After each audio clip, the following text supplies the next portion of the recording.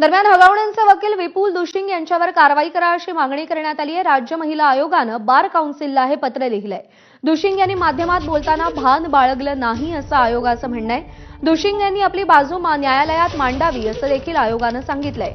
वैष्णवीच्या वैयक्तिक आयुष्याबद्दल माध्यमात त्यांनी वक्तव्य केल्याचं महिला आयोगानं म्हटलेलं आहे आणि बार काउन्सिलला पत्र लिहून दुशिंग यांच्यावर कारवाई करण्याची मागणी केली आहे। वेदांत नेव आपल्याला अधिक अपडेट देईल। वेदांत, काय म्हणणं आहे महिला आयोगाचं?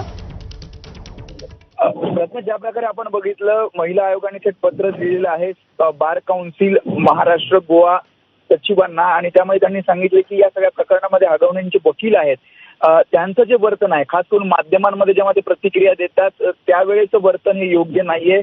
ज्यामध्ये वैयक्तिक जी माहिती आहे, म्हणजे वैष्णवी हगवणे संदर्भातली जी वैयक्तिक माहिती आहे ती माध्यमांसमोर आणली जाते। नको ते वक्तव्य या माध्यमांमध्ये हे वकील करतात आणि त्यामुळे एक नियमावली बार काउन्सिलने तयार करावी आणि तशा प्रकारच्या सूचना संबंधित वकिलाला द्याव्यात।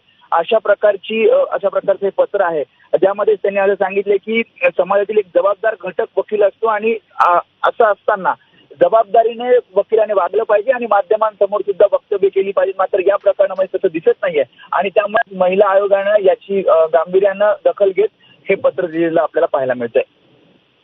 वेदांत, धन्यवाद दिलेल्या माहितीसाठी।